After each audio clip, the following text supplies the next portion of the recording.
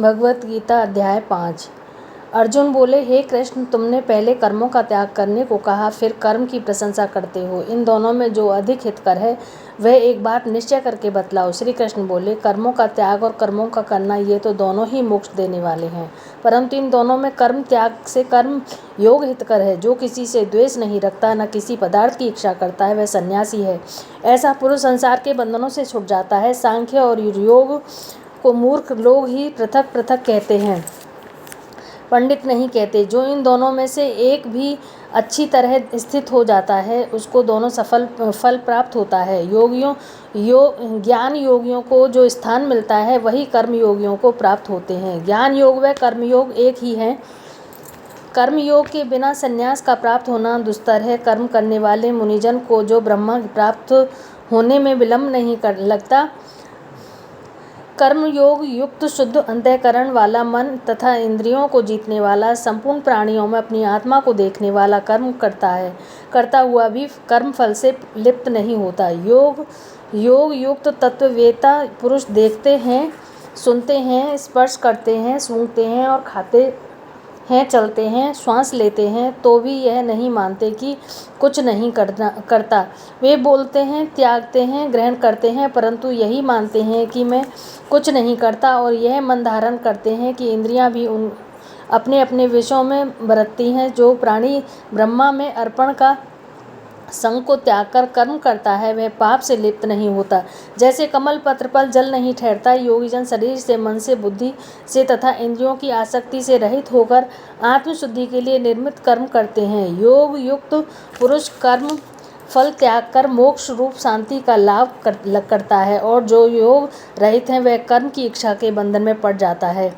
सब कार्यों को मन से त्याग करके प्राणी सब इस वन द्वार इंद्रियों की देह रूपी पूरी में न कुछ करता है और न करता हुआ आनंद पूर्वक रहता है। परमेश्वर किसी कर्म में प्रवृत्त नहीं करता, कर्म और कर्मफल को उत्पन्न नहीं करता, वे सब प्रवृत्ति द्वारा होते रहते हैं। परमेश्वर किसी के पुण्य तथा पाप को नहीं लेता। ज्ञान को अज्ञान से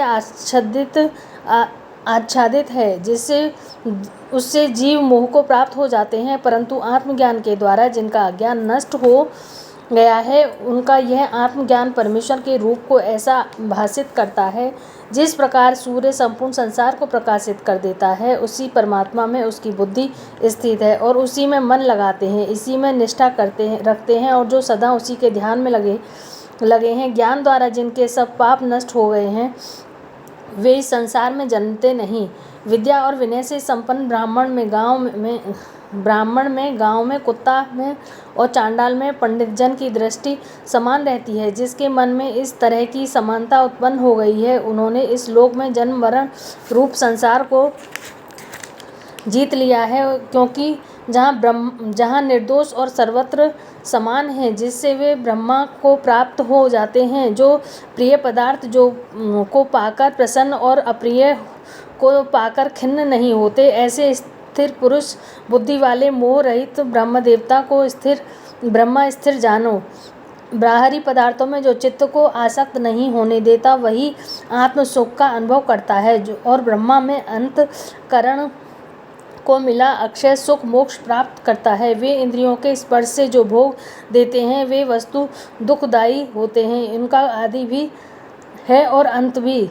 हे कौन्तेय, ज्ञानी लोग ऐसे भोगों में इस रत नहीं होते। शरीर छूटने के पहले जो मनुष्य काम और क्रोध के वेग को सहन करने में समर्थ होता है, वह योगी और सच्चा सुखी है। जो योगी आत्मा सुख से सुखी, अंतरात्मा के आनंद से आनंदित और अंतर ज्योति से ही प्रकाशित है, वह ब्रह्मरूप होकर ब्रह्म निर्वाण मोक्ष को प्राप्त होता है। पाप जिसके नष्ट हो गए हैं, को बुद्धि दूर हो गई है, मन को जिन्होंने वश में कर लिया है, जीव मात्र का जो हित चाहते हैं, वे योगी को ब्रह्मा निर्वाण प्राप्त होता है।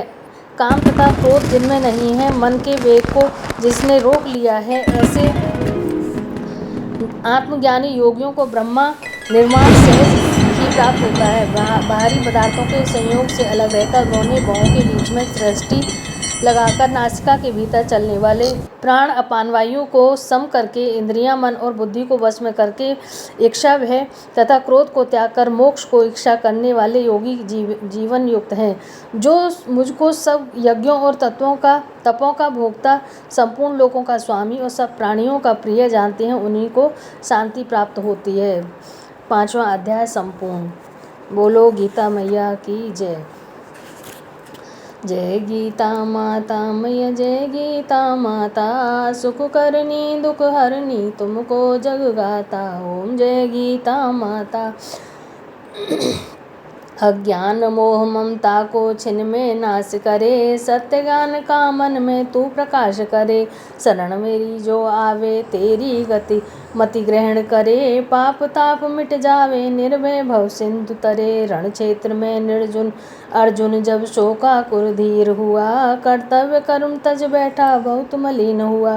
तब कृष्णचंद्र के मुख से तुमने अवतार लिया, तत्वबात समझा कर उनका उद्धार किया।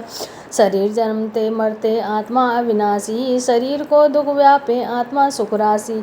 अतः शरीर की ममता मन से त्याग करो, ब्रह्म आत्मा को चिन्हो जिस उससे अनुराग करो। निष्काम कर्म नित्य करके जग का उपकार करो, फल वांछा को त्यागो सद्व्यवहार करो।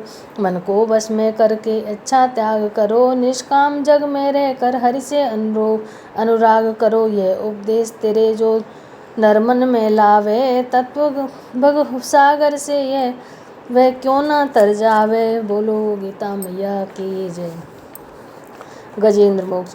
नाथ कैसे गज को फंद छुड़ायो, यह अचरज मोहि आयो। गज और ग्राह लड़त जल भीतर लड़त लड़त गज हार्यो। जो बुर सूड़ रही जो ऊपर तब हरि नाम पुकारो। सबरी के वेर सुदाम के तंदुल रुच रुच भोग लगायो। दुर्योधन की मेवा त्यागी साग विदुर घर खायो।